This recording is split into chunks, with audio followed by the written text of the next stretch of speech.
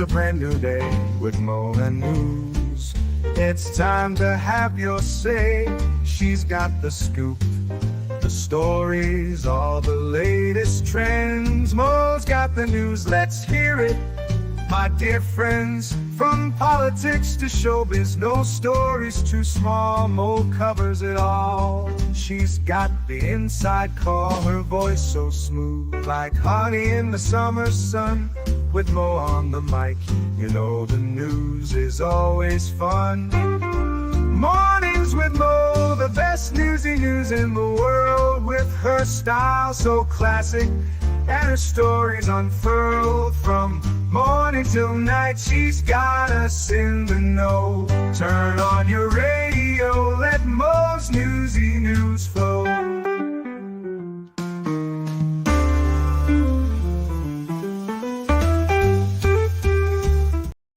Hey guys, it is the 4th of May, and may the 4th be with you.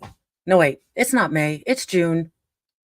Circle back, forget everything I've said.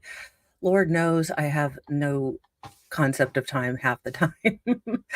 Welcome, Squab Bob, and thank you for being on both Rumble and YouTube today. Tammy, good morning. Jeff, welcome. Fedorowski, good morning as well. And Jess, welcome. And Alice G. I mean, you know how you think you are adulting the heck out of your life because you're getting all of your chores done? Well, yesterday I was like, I'm going to go to CVS and get a prescription. I couldn't figure out why I couldn't hear the lady with I hadn't undone my window. My window was up. The reason I couldn't hear her is because my window was rolled up. I mean, someday, Dingus, would you stop? He's like, no. Yeah, I mean, to be fair, it's always when you think you've got too much, hubris, like, I am doing great, that you forget to roll down the window. Yeah. Well, and speaking of redemption from something that he didn't quite expect, the driver who went viral for appearing at a Zoom hearing for driving with a suspended license went to jail over a clerical error. It's very embarrassing. So, redemption to this guy, because poor guy, I even reported on it, but it seems like this was a roundabout and completely clerical errors, because bureaucracy is like that. The Michigan man who went viral last week for attending his virtual Zoom court hearing for his suspended license while driving was sent to jail due to an apparent clerical error, according to a report. Corey Harris, 44, attended his virtual hearing on May 15th for charges related to an October traffic stop with Pittsville Township, Michigan, where Washtenaw County Judge J. Cedric Simpson was dumbfounded to see him behind the wheel when he Zoom called into court.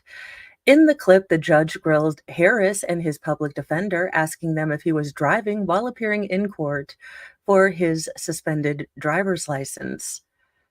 And I do feel bad for this guy, because this guy became an internet meme and it really wasn't his fault. So my apology to you, and I apologize. Harris casually admitted he was, which prompted Simpson to revoke his bond and ordered him to turn himself in to the Washtenaw County Jail by 6 p.m. that day. Video of the hearings went viral and garnered him a massive unwanted attention kind of following online, with many in disbelief that he would brazenly appear in court while driving. However, new details in the case reveal that Harris had his license reinstated for over 2 years, but it never appeared on his file due to a clerical error. His driver's license was suspended in 2010 for unpaid child support with the Saginaw County friend of the court, but a judge reinstated the suspension on January 2022, WXYZ TV reported. But the Michigan Secretary of State's office confirmed on Friday that they never received the clearance notice that he had paid some fees, so the suspension was never lifted, according to the outlet, which first tracked down the clerical error. Harris said he spent 2 days in jail after turning himself in following the hearing and now fears that this incident may tarnish his reputation. With the tape that ties that I have with the church and the community, it's very embarrassing, Harris told WXYZ TV. In the viral video, Harris tells Simpson he's pulling into a doctor's office parking lot for an appointment. He told the outlet the appointment was for his wife's worsening medical condition, and that was his only concern at the time. What was I thinking? I was thinking about getting my wife medical help, Harris told the news station. That's what I was thinking. I wasn't thinking about the fact that I got a suspended license. I don't care about that. Yeah, but I see it from another side too because, you know, my youngest daughter has a different dad than my 2 oldest daughters, and he's a good dad, but they were charging him a heck of a lot of money when we, uh, didn't share custody 50-50. So I do have maybe a little bit more sympathy for the dads because sometimes, you barely get enough to live on. And I understand that a child needs to be taken care of, but I think that family courts are going to face a reckoning very soon. Harris said he'd been down to the Secretary of State's office since the error was brought to his attention and hoped it will be resolved. Always double check behind these workers because they will say that they will do something and then they don't do it, he told the outlet. It's unclear why his public defender or the Pittsburgh Township Prosecutor's Office didn't catch the error months ago. Kaya Crane, the deputy legal director for Michigan Secretary of State, explained that getting a driver's license reinstated can be complicated. Quote, sometimes it's as simple as we at the Secretary of State's office did not get a clearance from the court that everything was done, but something happened in the wires and we need to talk to the court about getting clearance and getting it cleaned up for the resident. So apparently, if you are in Michigan, you know, double check the double check. Welcome, Patrick W. Yeah, so, my apologies sincerely to this gentleman because I thought he was maybe a lol cow, but he was trying to take care of his wife and, putting people forward. And he did seem like he has stepped up to the plate as far as, child support. Yeah, I mean, there can be shady sides on or shady people on both sides. I don't like this, believe all females kind of thing. And in semi illness we won't spot talk about, kabuki theater is back on the menu, boys. Political kabuki theater. People will make angry sound bites and nothing will get done. But I'm here to, spread my white pill that at least if this is as effective as the government can be, well, they're at least wasting their time with each other. The key moments when Dr. Anthony Fauci contradicted himself during a heated COOF hearing. Former National Institute of Allergy and Infectious Diseases Director Dr. Anthony Fauci contradicted several of his past statements from when the COOF was big, and cray cray. When he testified before Congress on Monday, the former top pandemic advisor to two presidential administrations, who retired from the NIAID in 2022 after nearly 4 decades at the head of that, government agency, faced sharp questions about the reversals from Republican members of the House Select Subcommittee on the Pandemic. Americans were aggressively bullied, shamed, and silenced for merely questioning or debating issues such as social distancing, masks, the poke, or even the origins.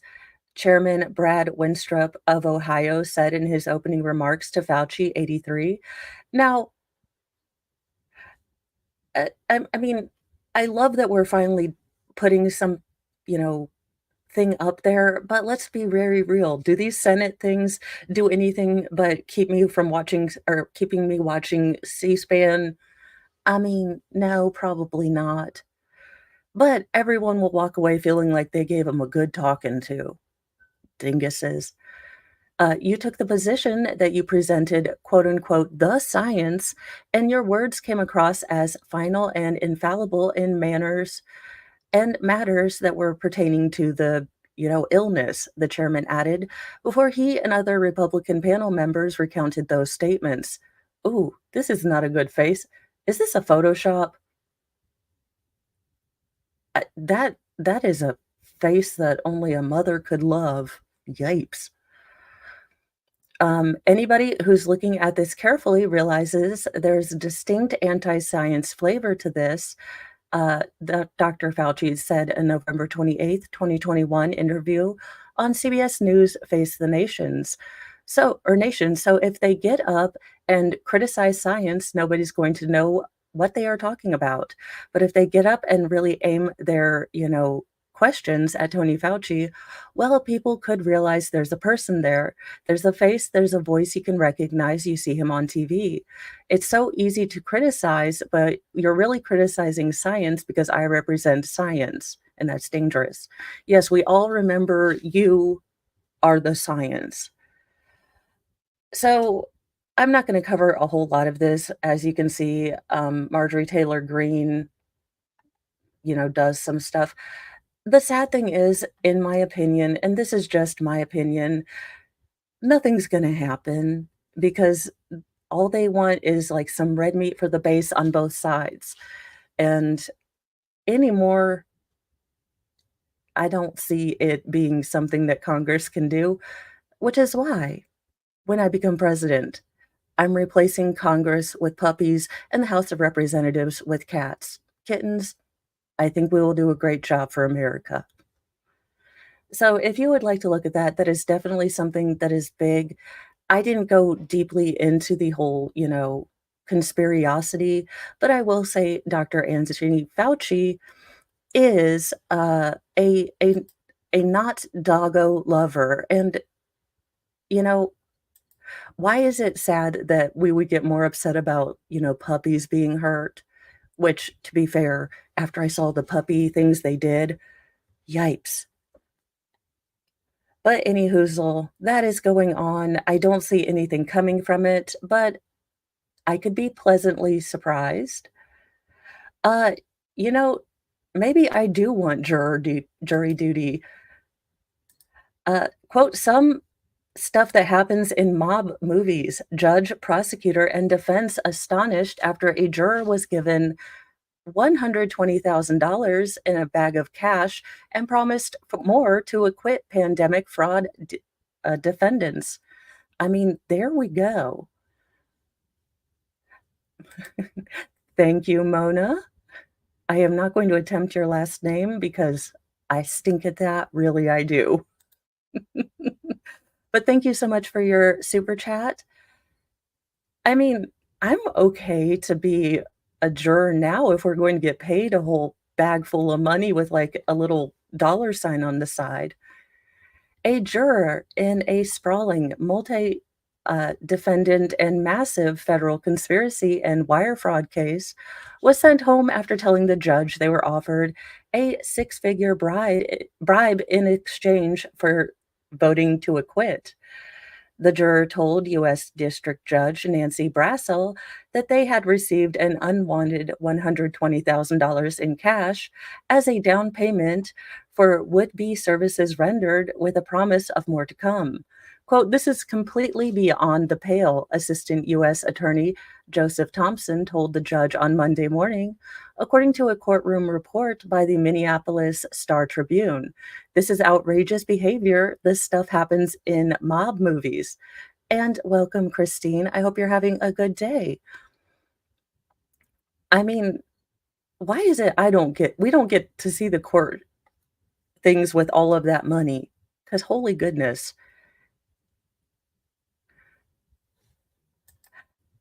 Okay, so I just said out loud that as a stay-at-home mom, do I still get paid? But at the same time, am I really a stay-at-home mom now that I work 3 days a week? You're finding balance. Honest to goodness, there are some people that can find that balance, and it's okay. Don't beat yourself up. If this is working for you and your family, like, honest to goodness, do whatever you have to do to tell that mom guilt, the baggage that we carry. You're doing what's best for your family. So, I think you'll I think you're just a mom and a wife who's doing what she's doing to survive, and we need to stop being so daggone judgmental of women from other women. I mean, let's be honest, we judge the heck out of some people. Anyhoozle, welcome, Melanie Dawson. The underlying incident happened on Sunday, the prosecutor reportedly explained. The cash drop occurred when the juror, a 23-year-old woman, was out of the house. The juror said a bag of cash was left with her father-in-law by an unknown woman and that another bag of cash would similarly be dropped off if the juror votes to acquit the defendants remaining in the present iteration of the case. After learning about the offer, the juror immediately called the police in Spring Lake Park, a small suburb of Minneapolis, and turned the cash over for authorities. Now, I'm just saying she should get like a 10% like finder's fee because I mean, seems like she was honest and stuff, but that would be just me. And y'all, it would go right out the window into Sailor Moon stuff of ridiculousness. Let's be honest. That is why, the universe and God don't give me a giant amount of money because I would use it for bad. Um, the acquit for cash gambit quickly impacted the jury and defendants. The juror in question was dismissed from her service. The other jurors impaneled to sit in judgment on the case were sequestered. I don't do it lightly, Brazel said, but I want to ensure a fair trial. As for the defendants, the judge ordered FBI agents to confiscate their cellular phone. The judge withheld the ruling on the state motion to detain defendants due to overseas connections and flight risks. The remaining 17 jurors in the case, 12 jurors and 5 alternates, were then questioned by the judge one after another to ensure that they had not experienced any kind of undue influence throughout the case so far, according to the Star Tribune. Each juror said they had not. Scope of prosecution, evidence, and alleged criminality. The current case is the first of likely several trials over the government's claims is one of the largest, illness-related fraud cases in U.S.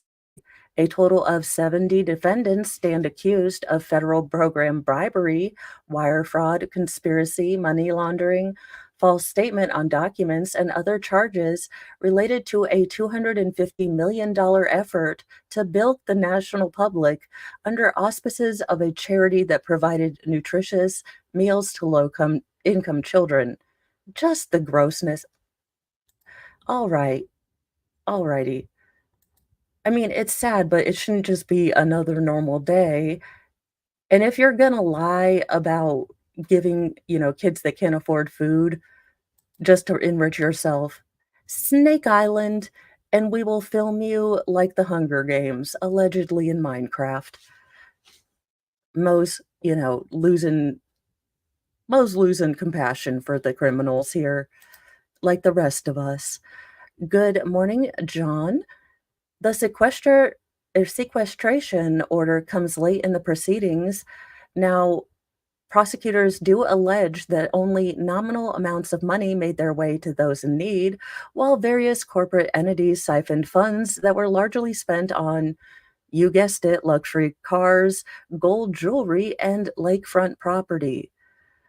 The trial itself has already gone on for 6 weeks, so now the jury is sequestered so they can't, you know, see anything or be bribed. The two main groups involved in the case are Feeding Our Future and Partners in Nutrition. Prosecutors say the charities were small scale nonprofits before the pandemic, but ultimately issued a mirage of receipts to the tune of nearly $400 million combined in 2021. Defense attorney Andrew Burrell, who represents Abizad Shafi Farah, described the bag of cash situation with the juror as troubling and upsetting as an accusation, according to the Associated Press. The other defendants currently on trial include Saeed Shafi Farah, Mohammed Jama Ismail, Abidamajad Mohard Nur, Abidwahab Malim Afik, Mukhtar Mohammed Sharif, Hayat Mohammed Nur, and many other co-defendants. I mean, look, your internetness. I was not trying to butcher those names, but the details of the audacious attempt to uh, tamper with the jury have not made their way to the federal court docket as of this writing. So there's another uh, charge for you. I'm pretty sure that bribing jurors is not on the legal side of things, but I mean, you lose 100% of the shots you don't take. Now, we have all been called heifers once in our lives, but this is actually the queen heifer, and we must bow down. She's the world's most expensive cow and part of Brazil's plan to put beef on everyone's plate. I mean, she looks majestic and handsome, so there we go. We can deal with, a majestic heifer leading the way to all of us having snake. Probably. I do not doubt it. Brazil has hundreds of millions of cows, but one in particular is extraordinary. Her massive snow white body is watched over by security cameras, a veterinarian, and an armed guard.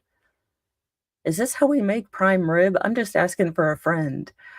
Worth $4 million, Vatina 19 FIV Mara Movelis is the world's most expensive cow ever sold at auction, according to Guinness World Records.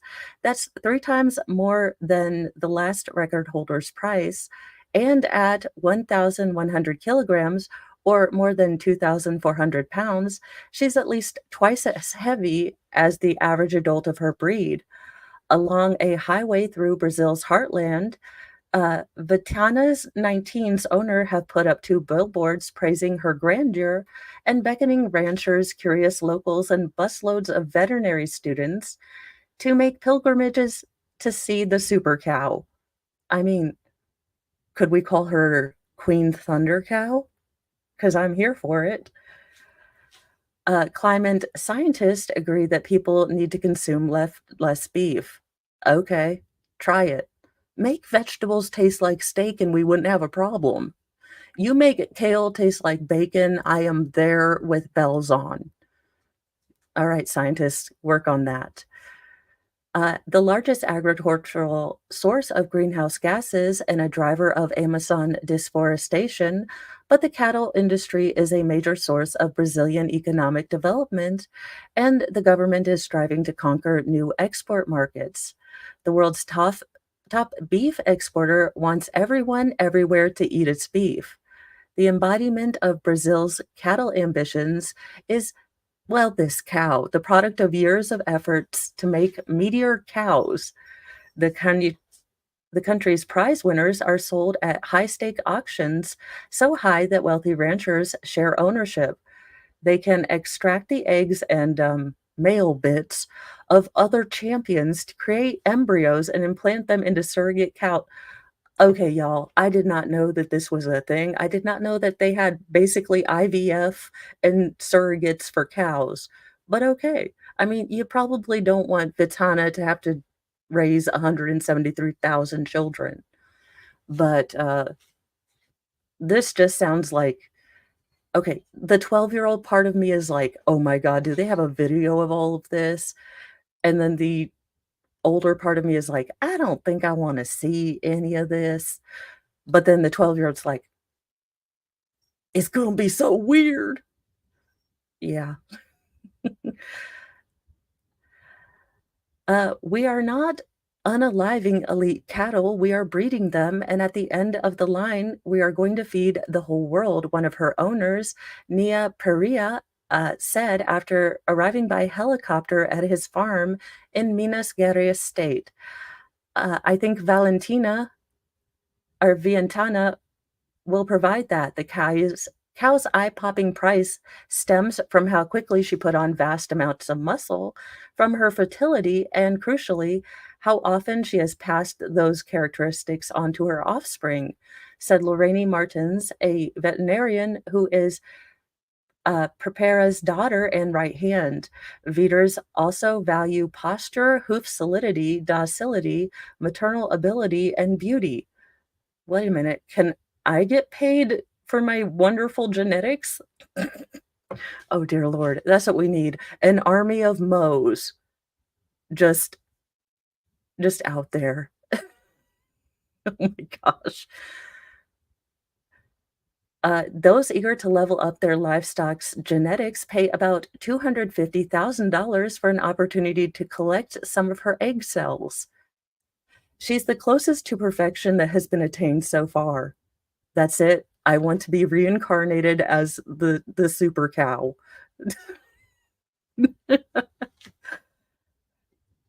The commodities boom in the 2000s turbocharged Brazilians' agriculture, especially with the rising of China buying soy and beef. Today, agriculture's influence extends to Brazil's Congress and the national consciousness. Country music is booming. TV viewers can watch the massive global network's 7-year campaign exalting the sector. The Cow Channel features live auctions. Y'all, we are watching a cow auction. Now, I don't know how they get the bits and pieces from the both cow bits, but I'm there, and we are buying a cow, y'all. We're gonna name it, Mo Moofus, and we'll be there. I always wanted my own cow. Brazil, along with the US, is at the forefront of cattle genetics. It does more in vitro fertilizations than any country in the world, said Yao Henrique Moreira Viana, genetic resources and biotechnology researcher at the government's Agricultural Resource Corporation. The cow won an award, or this very special cow won award after award, including Miss South America. Y'all, to be a cow and be picked Miss South America, y'all know my bucket list for reincarnation now. It's either Garfield the cat or this cow. Uh, At the Fort Worth, Texas-based Champion of the World competition, a bovine version of Miss Universe, where cows and bulls from different countries square off. But at 3 years old, she hadn't yet proven that her egg cells, when fertilized and implanted in a surrogate cow, would reliably produce offspring bearing her champion characteristics. So, as an internet executive who moved into elite cow breeding, Piero said he needed a grand matriarch. Such cows cost so much that people buy and sell partial ownership, and Pereira's company, Namito Agriculture, paid several $1 million, almost $800,000 in 2022 for a 50% stake in this cow. Other ranchers kept the other half, so the two would jointly make important decisions and split revenues. As the auctioneer banged his gavel, the speakers blasted Elvis Presley, Suspicious Minds. For Perea, a lifelong Elvis fanatic, it was a sign. It gave me butterflies in the stomach. We were new breeders. It was a bit of boldness, a bit of feeling, a bit of heart, too. Y'all, we are going to find one of these auctions because this is the weirdest thing I've ever heard of. And I know I knew intellectually that, this is how you raise cattle, but I mean, you're like, no, I'll take that one, but only the lady bits and the little guy bits for this one. I did not know there was so much science that went into this. Last year, Perea and another owner put up a 33% stake in the cow up for auction. One bidder paid 7 million rezas or 1.3 million, making her full value break Guinness record. In Brazil, 80% of the cows are zebus, a subspecies originating in India with a distinctive hub and dewlap or foats. Ooh, I don't like that chicken necky thing. Ugh. Well, slowly, low and slow. And so apparently, queen cow belongs to the Nelore breed, which is raised for meat, not milk, and makes up most of Brazil's stock. The first zebus arrived in Brazil in the latter half of the 19th century and proved far hardier than European stock. They coped well with the sweltering tropical heat and proved resistant to parasites and gained weight faster. A prize-winning Nelore bull named Kavardi arrived from India in 1963, and some breeders still preserve cryogenically frozen doses of his male bits. I mean, okie dokie. Who knew? So apparently we have frozen cow male guy bits. You know, oddly me too, but oddly unsettling too. I'm just like, I didn't know so much science went into, steak. So there you go. Queen cow, we salute you, and may your heiferness never be usurped. In following with, crime stories that are heating back up after being a part of my childhood, Lyle Menendez, yes, is allegedly the one who unalived his parents to death with his brother, plans for life after prison amid a new appeal. Oh, and thank you, Fraudit Wrangler, for gifting 5 memberships, and those went to Reza Murphy, Mad Englishman, Volstorm, and HT. Oh, and Observation Station. So thank you so much. Oh, oh, awesome. I'm so glad you got that ungrounded. Well, look, John, I don't know that there's a Hallmark card for, best frozen cow bits, but, um, okay, one of y'all needs to grow back some hair because that is a not so comfy look. A California man who teamed up with his brother to unalive their parents in Los Angeles, uh, in 1989 made a rare public appearance or public remarks Sunday when he called into a true crime conference from prison. He called into CrimeCon. I will holy fazolies, and thank you, John, for your gifting 5 memberships, and that went to Will Call Magic, Michelle Schmuck, Chris Rowland, David Drook, and Dusty Buckley. So thank you so much, guys, and John, thank you. So if you guys got a membership, please thank them, or please thank John and Fraudit Wrangler. So I was very young when this case was going on, so I didn't quite understand anything that was happening, but it would be interesting to relook at this case to see how things have changed because it really is, very eye-opening how my thoughts on the justice system and legal stuff has changed since I've been, hanging out with lawyers. So he did call into CrimeCon from prison and revealed he has aspirations for freedom despite the sentence of life without parole. Joseph Menendez, who goes by his middle name Lyle, and his brother Eric burst into their parents' Beverly Hills home in 1989 with long style force multipliers. They unloaded on their parents, Jose and Kitty Menendez, they fired so many shells that one of them had to get another from his car before he came back to deliver the fatal shot to their mother. The brothers claimed that they were afraid of their father, who would unalive them after they warned him they would expose him for really gross children stuff and, you know, possible child badness.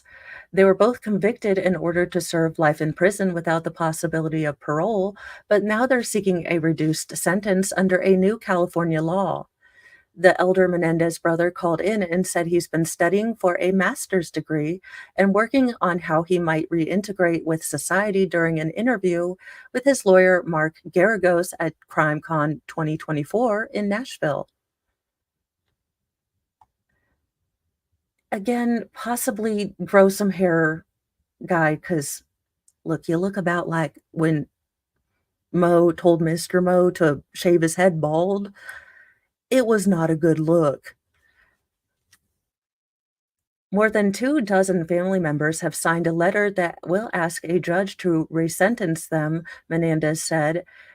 As before, he shared some of his aspirations for life after prison. Well, I'm hoping that I've had these discussions with correction officials who are in charge of letting formerly incarcerated people return to prisons to do good work, and they are definitely open to and would like me to continue to do work on this idea of transforming prison yards so that it creates living environments and communities that produce better neighbors. He said on speakerphone on a collect call to News Nation's Laura Ingle during a panel at CrimeCon 2024 in Nashville. Then an automated voice chimed in, warning that the call was being recorded. So I do hope to do that. Then I probably will as a survival of childhood SA. Um, I've had talks with Rosie O'Donnell about creating a foundation where we would go and try to speak to forums in those groups and help in that space, Menendez said. It's an area I want to spend a lot of my time in. He is currently working behind bars to form therapy groups with other inmates. As you're probably aware, a lot of prisoners have had difficult childhoods and come from difficult circumstances. And so I formed groups where they can more confidently talk about that, he said. So I'll probably continue those two things, and that would be exciting. Menendez also revealed he is about to receive a master's degree in urban planning and hopes to use it to reenter society if he succeeds in receiving a sentence reduction. Lastly, he thanked people who have sent letters of support to him and his brother over the 3 decades they've been incarcerated. Quote, I would just like to express gratitude to so many, an enormous number of people around the world and around the country who have written my brother and I or visited the Facebook created for victims to express themselves on through my family's help and just express gratitude for their support and their belief that we should be given a second chance. The brothers' attorneys have argued that they should have been convicted of manslaughter, not murder. If they had been, they would likely already have been released from prison. The brothers are not the only people who accused their father of abuse. Roy Rossello, a former member of the boy band Menudo, alleged last year that Jose Menendez, then an executive at RCA Records, assaulted him. So, I will say, as I get older, the power of real and true redemption and atonement really speaks to me. So I do hope that these two were able to make the best of their time. And it sounds like, at least with college, he has, or one of them has. So hopefully they will, if they get a chance to get out, they will continue making, life a little easier for the prisoners and, maybe talking about how childhood SA really does mess you up. And, I wouldn't think that that would be something we'd have to say in the year of our ridiculousness, 2024, but apparently we do. Now, maybe don't tell your boy children to not dig in the backyard because these 3 kiddos found apparently a dinosaur recovered by, well, 3 12-year-olds, basically. Call it shovel and paleontology. Three North Dakota boys made the extraordinary discovery of a highly rare Tyrannosaurus rex fossil that could change what we know about dinosaurs. Oh, and he's got a cowboy hat. All right, I'm sold. Now the achievement of the young brothers, Liam and Jessen Fisher, and their cousin, Caden Mason, is being immortalized in a documentary narrated by Jurassic Park star Sir Sam Neill, known on screen as Dr. Alan Grant. The upcoming film, titled T-Rex, is set to debut on June 21st and captures the young archaeologist's unexpected journey, which began as an ordinary hike into Hell's Creek Formation in their home state on July 2022. I mean, my boys would geek out about this. I would geek out. Okay, so tangent and a little bit of it's a running joke, but my brother that's close in age to me, he met a wonderful woman and she had 2 children, from a previous relationship. So the first time I meet their oldest son now, he comes up to me and he's about the same age as my oldest, boy child, and he's like, "My name is so and so, and I'm going to be a paleontologist." And I wanted to look back at him and say, "Well, I'm your aunt I'm your Aunt Mo, and I just want my boys to not be asked if they eat lead paint chips as a child." So, it's one of those things that constantly makes me giggle because he was just so smart and articulate, and my boys, I was just like, "We just hope we don't go to the ER most days." Millions of years ago, the near Canada region was an environment comparable to modern day Florida, abundant with prehistoric turtles, fish, crocodiles, and of course, the king of dinosaurs among the other cold blooded species. But 2 years ago, while out with their dad, Sam Fisher, the group thought they had uncovered a common fossil of a duck billed dinosaur, which is known for its peculiar head shape. I love it.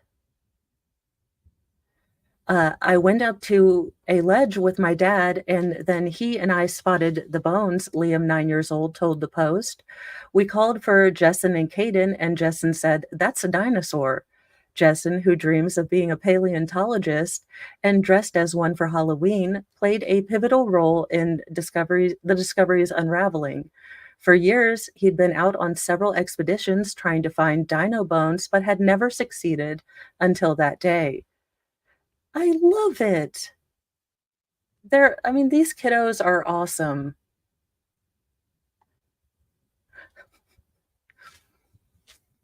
I'd found buffalo and cow bones in the past and knew these were definitely bigger, Justin, 12, told the Post of the discovered leg bone. It was pretty cool. They first sent a photo to family friend Dr. Tyler Leeson, the associate curator of vertebrate paleontology at Denver Museum of Nature and Science. After a year's work of paperwork, the group returned to the site for a much closer look, along with the brothers' mom, Danielle, and their sister, Emmeline, 14. Jessen and Lyson excavated hand in hand. They first etched out the creature's neck, jaw, teeth, and pivotal parts to reconstructing its dated anatomy. To go out with the intent of finding a dinosaur fossil and your first one is a T-Rex, that is, even being conservative, a one in a million, Lyson told the Post. The entire uncovering was captured by the documentary crew, who agreed to tag along after Lyson had only mentioned a few details about the boys uh, and how they were digging up a dinosaur fossil. I mean, my kids would be in hog heaven if they got to, use hammers and dig in the dirt. This is the ultimate boy profession, I swear. Never in a million years did I think we would chronicle the discovery of a T-Rex in real time, producer Andy Wood told the Post. Caden, 11, told the Post he was speechless. Quote, I started bawling when I saw it. Mom Danielle, whose family lives south of Merrimack, told the Post she admitted that when everyone first came home a year before, her attitude was, okay, whatever. Not only did they make a discovery lying 67 million years in the waiting, but the specimen is a unique juvenile T Rex. I love it. These juveniles found a juvenile T Rex. I love good stories. If we want to understand how quickly a T Rex grew up from a little chick sized animal to an 8,000-pound monster, we need juveniles, Lyson said. This is going to be an important fossil and help us determine the rate of growth for T Rexes and how the skeleton changed over time. At the end of it all, a Black Hawk helicopter, which Liam bragged that he got an exclusive tour of, choppered out the plastered covered teen Rex bones to a truck. Lyson then drove 10 hours back to the Denver Museum and prayed not to run out of gas with the 6,000-pound payload in the trailer. Further analysis estimated that the 10-foot tall young T Rex likely weighed a whopping 3,500 pounds and was about two-thirds the size of an adult at 15 feet from tail to nose. It was believed to have been between 13 and 15 years old. I'm excited for my friends to see the film, said Leon. They don't believe me when I said I found a T Rex. Well, honest to goodness, I want to see this with my boys because I think that they would love it. And, finding something that the boys can sit down that doesn't, have gratuitous violence or, weird messages or all the things. This is going to be, I want to buy this. I'm over here sending Mr. Mo must buy, dinosaur thing for dinosaur documentary for children on Apple. Now to a dark day in history, well, I guess in sports history. But apparently, if you give people 10-cent beers, things might not could be good, okay?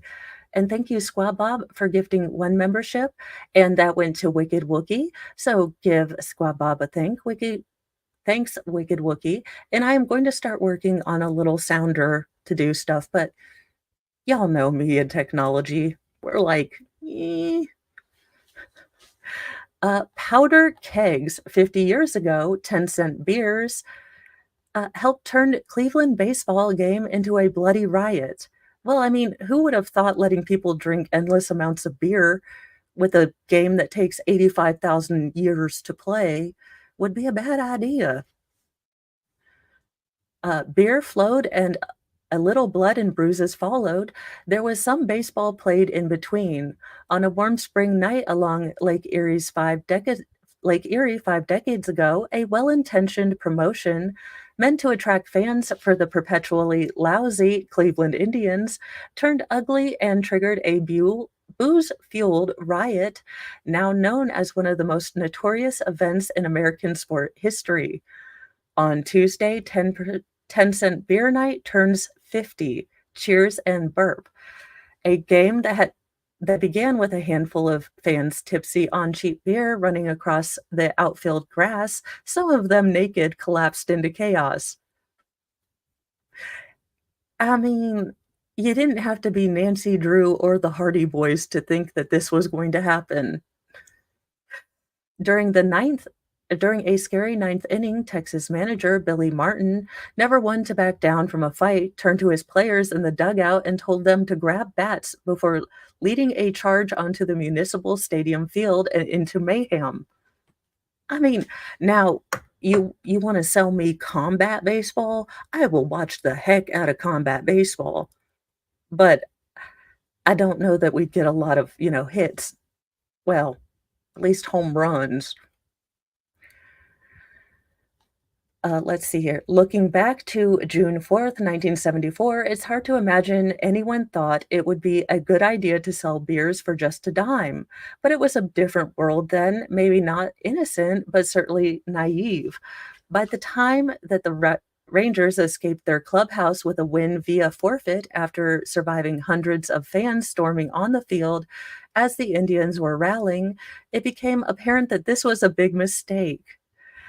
Quote, "It kind of fit in with the times," said former Cleveland manager Mike Hargrove, who was a 24-year-old rookie first baseman with the Rangers. Quote, "They had disco demolition nights at Chicago, and to me, it was almost a sign of what was to come 50 years later with all that's going on in the world right now. Even before the first keg was tapped or 10-ounce beer was ordered, there were already simmering tensions between the Rangers and the Indians.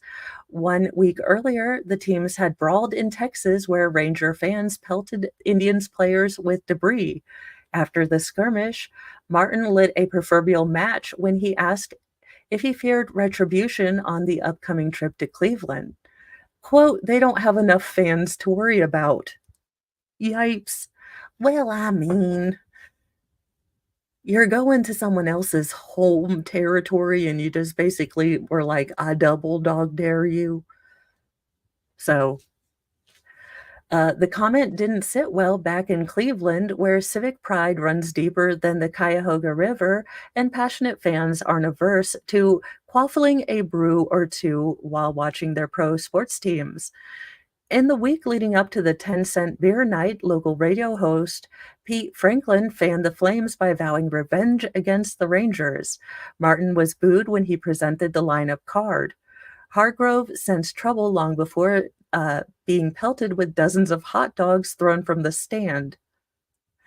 He barely dodged being hit by a wine bottle. Now, who the heck brought some rosé to 10-cent beer night? I mean, it would have been me, but it would have been, Boone's Farm. About the second inning, fans started running back and forth across the outfield from the left field bullpen to the right field bullpen, Hargrove told the Associated Press in a phone call last week. It started out with a couple of people doing it, then it was 5 and 10, then a whole bunch. From his seat in the upper deck, Jack Barno, who went to the game with a high school buddy, could see things were escalating in a bad way. When people were streaking across the field and cops were chasing them, they were laughing like, "You can't catch me," recalled the 67-year-old resident of Westlake, Ohio. There were a handful of cops on the other side with billy clubs, and when they came over the fence, they met them with a couple of whacks to the head and dragged them off. Apparently, traumatic brain injuries, not a thing in the 70s. Other problems percolated around the giant ballpark, with long lines making their wait too long to get a refill. Unruly fans, some of them college kids just home for summer break, chased off concession workers manning the beer trucks set up beyond center field wall. The beer was now free. Stadium security was outnumbered and overwhelmed by the crowd of 25,134 people in the season's second largest game. Still, it was mostly good nature fun. Moringa, the famed kissing bandit of the 70s, ran onto the field and tried to kiss umpire Nestor Chilek. A father and son mooned the crowd. Then came the ninth inning and a scene from a low budget horror film. After trailing 3-7, the Indians scored twice to tie it and had runners on when a fan scaled the outfield wall and sprinted toward Rangers right fielder Jeff Burrows and tried to steal his hat. In the dugout, Martin screamed for his players to follow him. Hargrove headed to the right to assist Burrows, who at that point had been surrounded. The Indians burst from their dugout to help the Rangers. Quote, "Some great big guy drunk took off Jeff's hat, and I was one of the first ones to get there," Hargrove said. "I tackled him and knocked him down, and it took like 3 cops to handcuff him." I mean, like I said, do we have footage of this? Because this sounds like the most exciting baseball game that I've ever heard. But to be fair, I'm not a big, sportsologist. Now, I will tell you guys, There is only one team I root against in baseball, and it's purely for emotional girl reasons. But my first honest to goodness boyfriend was a total jerk, and he loves the St. Louis Cardinals. So unfortunately to any Cardinals fan, I am bound and duty honored to just vote against them all the time. But I don't watch sports, so I don't really care if they're doing okay either. Uh, let's see here. Thank goodness he was on the ground. I took off or else. The rest is something of a hazy blur. I remember nothing about the game other than in that inning we were in trouble, Hargrove said. They had runners on and it looked like they were getting ready to score and go ahead, and then all of a sudden hell broke loose. While players escaped major harm, Chayek's head was split open by a thrown chair as fights broke out all over the field. Even a half century later, Hargrove can recall his emotions from the unforgettable night. I don't remember being scared, he said. I don't remember feeling like I was threatened. I didn't feel that way when it was going on until we got to the clubhouse and looking back out there at what went on and what could have gone on. Then I got a little shaky. While the night was another blow to the city's already battered image, Clevelanders mostly shrugged. Today, the ugly event is memorialized with throwback t shirts marking the night beer, blood, and baseball mixed. The rest of the country was outraged. The Indians held another beer night a month later. You're like, we will not be undone. We will not be persuaded that this is a terrible idea. In our final story, you can be a senator, but your kid's never gonna think you're awesome. And oh my gosh, does this kid look like my middle son? Representative John Rose was upstaged by his son after he told the 6-year-old to smile for the camera. Now, let's see if I mean, yeah, this pretty much would be what my kids would do. He is a C-SPAN star. The 6-year-old son of Representative John Rose, a Republican from Tennessee, stole the show Monday, hamming it up for cameras as his father delivered remarks on the House floor. Guy Rose's adorable antics included directly positioning himself behind his father in full view of the camera as he smiled, rolled his eyes, waggled his tongue, and performed some sort of secret sign language, all while his congressman dad rallied against the guilty verdict in President Donald Trump's hush money trial. I mean, this is legitimately how the youngest, most feral would act in Congress. I'm trying to get the okay, I don't want this one. Could you just possibly show what you're supposed to show? But yeah, no, this would be my kiddo 900%. This would be the youngest, most feral. Quote, "This is what I get for telling my son Guy to smile at the camera for his little brother," John Rose wrote on X after his son's outrageous faces went viral. He knows something, Doug Andreas, a spokesperson for Senate Minority Leader Mitch McConnell, wrote on X, including a screenshot of the young boy cryptically holding his hands in a triangle during his father's remarks. He is not calling out to the Illuminati, you dingus. So sorry I was slow to respond to your email. I was tied up watching this over and over again. Aaron Fritzner, a staffer for Representative Don Beyer, a Democrat from Virginia, tweeted, referring to the captivating 4-minute long scene that unfolded on Capitol Hill. Rep. Rose's son is more mature than many regulars on the House floor. Representative Dean Phillips, a Democrat from Minnesota, argued, "Well, I mean, I'm not gonna fight you on it. I think he is." Several people on social media pointed out that young Guy's silliness reminded them of the goofy faces and maniacal waving deployed by Andrew Gillian, during his father Rudy's 1994 inaugural address.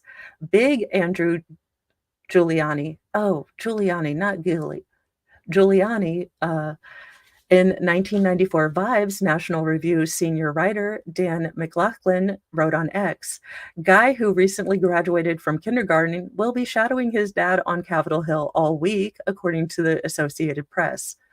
Oh my gosh, guys, we are 900 of this kid in Senate, and we are good. I mean,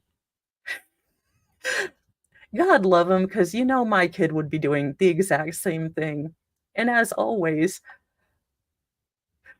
I would just say, "Look, I'm glad you're gonna be a paleontologist. We're just making sure my son doesn't do this in Congress."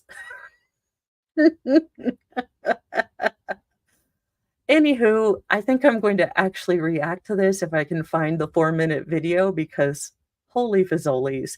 As as a mother of young most ferals, I don't know, but men can have children into their later years. Look at Robert De Niro. He is well, it said son. Maybe he just looks really older because his hair is blonde, but it looks gray too. I don't know. But, I mean, this little guy looks exactly except for shock blonde hair like my middle son, and I'm telling you, these 2 children are the reincarnation of Bobby Hill and freaking Chris Farrell. It just is. Anyhoozle, have a wonderful, wonderful day. I will probably be running errands in the morning, and then I might try to shoot to have, more of a Scott Peterson, The Document, uh, kind of thing where we were going on, but I don't know. I've got a bunch of errands to do, and I'm going to pretend to be a functional human being, so it could go tits up real quick. Watch it. Yeah, me? Functional? Ugh. Anyhoozle, have a wonderful day. Be kind to yourself, be kind to others, and do one difficult thing. It can just be, hey, maybe I'm going to go outside today, or I'm going to be nice to someone that I generally have a difficult time being nice to. That's my advice for you, and I'll see you tonight for Nightly Doozy News at 7. Bye, guys.